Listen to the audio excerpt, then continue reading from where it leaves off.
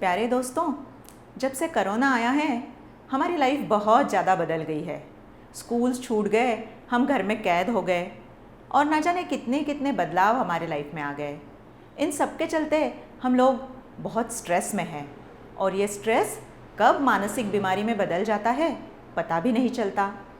किशोरावस्था में स्ट्रेस वैसे तो आम बात है,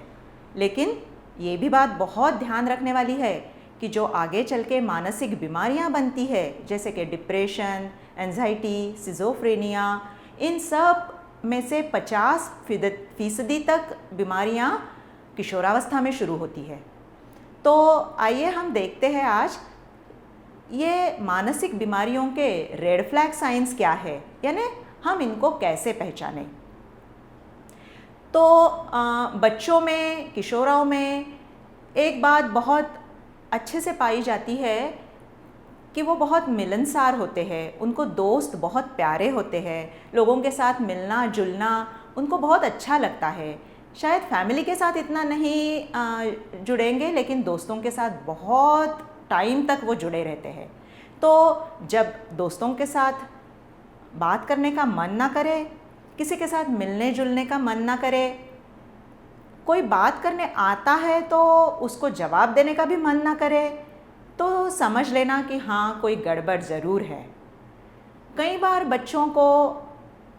मम्मी पापा से बात करने की भी इच्छा नहीं होती है, साथ में खाना खाने की इच्छा नहीं होती है, किसी फैमिली फंक्शन में जाने की इच्छा नहीं होती है, यहाँ तक कि अपने स्कूल में भी जाने की इच्छा नहीं होती है। तो ऐसे कोई लक्षण होते हैं तो हमें सतर्क होना चाहिए। ये परेशानी के कारण, स्ट्रेस के कारण जब चिड़चिड़ापन बहुत बढ़ जाता है, फाइटिंग होने लगती है, चाहे अपने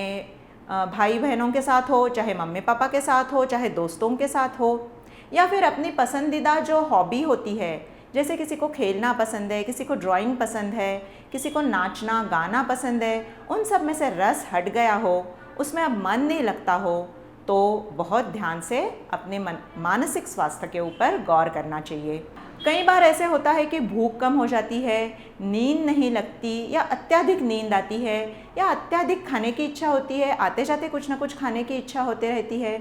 या वज़न कम होता है या बढ़ता है, उसमें भी हमें सतर्क होना चाहिए। कई बार हमारे स्ट्रेस के कारण हम ऐसे उदास हो जाते हैं, इतने गुमसुम हो जाते हैं, मायूस हो जाते हैं कि हमें समझ में नहीं आता क्या करें। फिर होता है कि किशोर दूसरे किसी तरफ अट्रैक्ट हो जाए, जैसे कि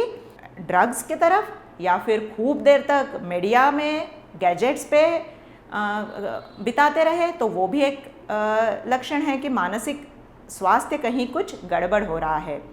तो ये सारे लक्षण हमें बहुत अच्छे से ध्यान में रखने हैं, और इनमें से कोई भी यदि 2 हफ्ते से ज़्यादा तक हमारे परेशानी में आ रहा है, हमें परेशान कर रहा है, तो हमें ध्यान रखना है कि हम किसी डॉक्टर से परामर्श करें, किसी डॉक्टर की सलाह लें और खुल के इसका इलाज कराएं, ताकि हमारा मानसिक स्वास्थ्य बरकरार रहे। धन्यवाद।